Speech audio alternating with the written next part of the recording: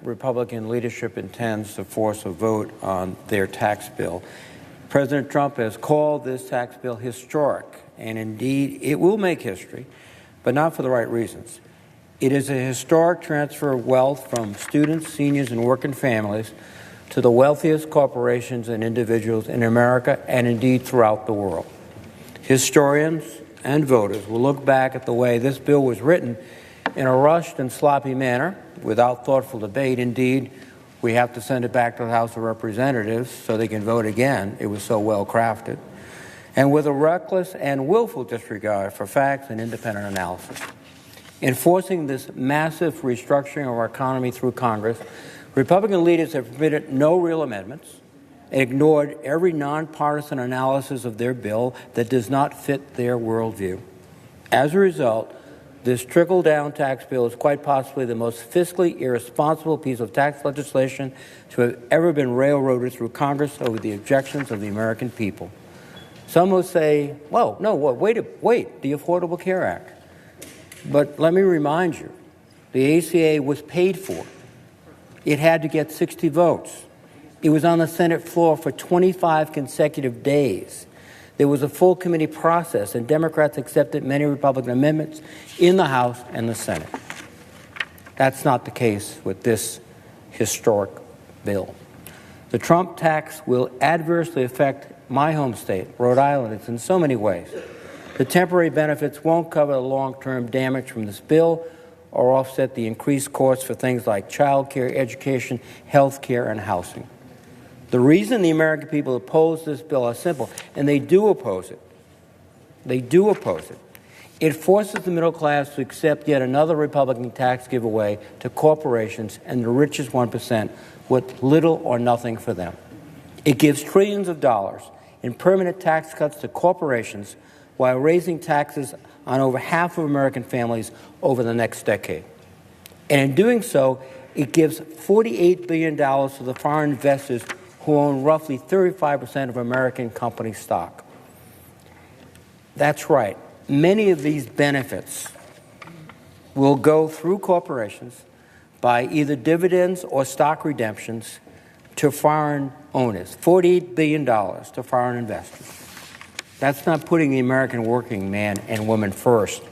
That's putting them at the end of the line.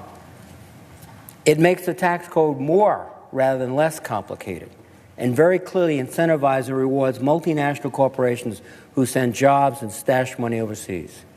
These pass-through entities will be a bonanza for tax lawyers and accountants and people figuring out ways to get out of paying their taxes. It won't help working men and women who come in and punch in every morning, work hard, and then go back to their families. It won't help them at all. There's not a single respected economist or tax scholar on the left or right who considers that this bill simplifies the tax code and pays for itself. Not one. Republicans know all these facts. They have heard the public's objections, and they still plan to send this bill to President Trump for his signature. The president will try to tell the American people that his great political victory is a win for working people, but they see all the benefits going to his type of businesses. Real estate pass-throughs. In fact, at the last moments, the House put in a special provision to make sure that real estate entities could benefit from this bill. That means President Trump organization can benefit from this bill. It's not fair, it's not wise, it's not good policy. And the American people know this instinctively. They look at what's going on, and they see this as it is. A giant gift to the wealthiest, corporations and individuals, at their expense in so many different ways. And the consequences of this legislation are going to be staggering and generational. We will not quickly overcome this historic mistake. The total abdication of fiscal responsibility in this bill is stunning. Adding trillions more to the deficit will put massive budget pressure on national defense, Medicare, Medicaid, Social Security, and other vital programs, and keep our commitments at home and abroad. These are the programs that do that. These are the programs that allow us to keep faith with the American people who sent us here and also to ensure that we are moving towards a more peaceful and prosperous world. For future generations facing economic crisis or the challenge of their time or cyclical economic downturns that we cannot always foresee, those future generations will look back on this unnecessary tax giveaway and wonder why today's Congress was so irresponsible. In 2001, I was here, and I opposed the Bush tax cut. That time, however, we had an estimated $5 trillion surplus, and we didn't anticipate the 9/11 attacks. We were at a time where Russia was turning away from its communist past to what we thought was a democratic future. China was just emerging as an economic power in Asia. It's a totally different situation today. We all know it. My colleagues on the other side know it. We are challenged by 16 years of war, which we've made no attempt to pay for, and we are putting our national security behind benefits for the wealthiest Americans that are enshrined in this bill, adding $1.5 trillion to pay for tax cuts for the most wealthy in this nation and indeed the world. Because many of the recipients of our largesse, Republican largesse this evening, will not be Americans.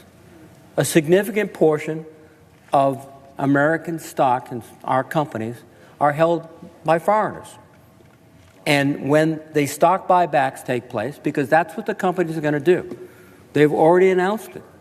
They'll take the paper profits from this tax cut, they'll move it over to the side where they can use it to redeem their stock or give dividends, and a huge amount of that will go outside the United States, not helping our economy, maybe helping some people buy expensive yachts overseas and expensive French impressionist painting, but it's not going to help working people in Central Falls, Rhode Island, or Pawtucket, Rhode Island, or Cranston, Rhode Island.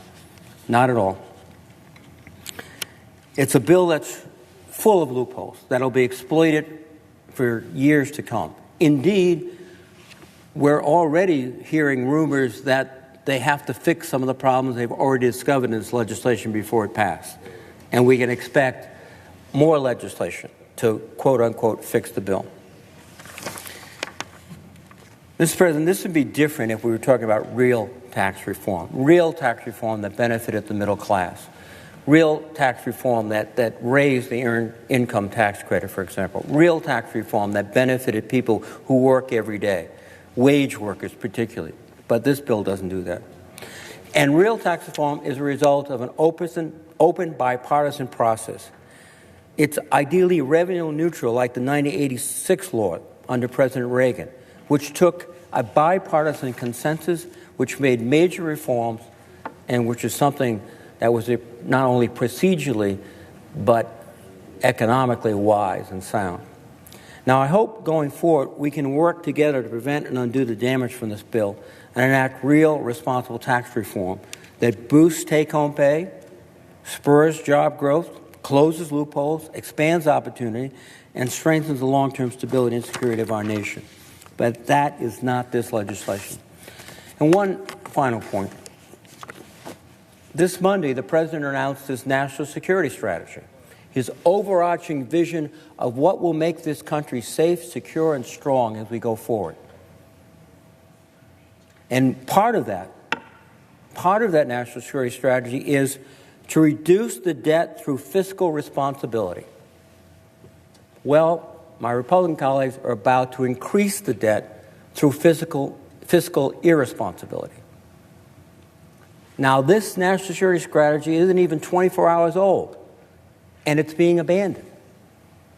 And it's being abandoned before literally even the pen is dry on the paper. Because when it comes to tax cuts, national security places far to the rear. And we know what is going to happen.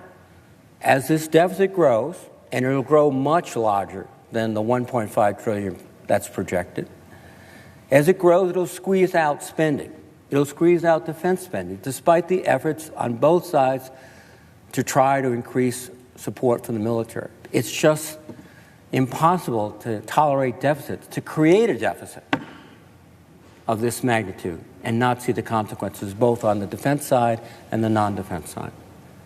In fact, I'm just baffled because we have heard so much, particularly my Republican colleagues, talk about the need to support our men and women in the field after 16 years of war. I mean, why aren't we down here at least saying, if we're going to borrow $1.5 trillion, let's give it to the men and women in uniform? No. We're here tonight saying, let's give it to the richest people in America and in the world. There is lots of rejoicing going on throughout the world tonight because when their stock is redeemed in the companies they own, they're going to be wealthier, and they're going to use that wealth not for America, but for whatever reason they want. Again, is it a new yacht or a new painting?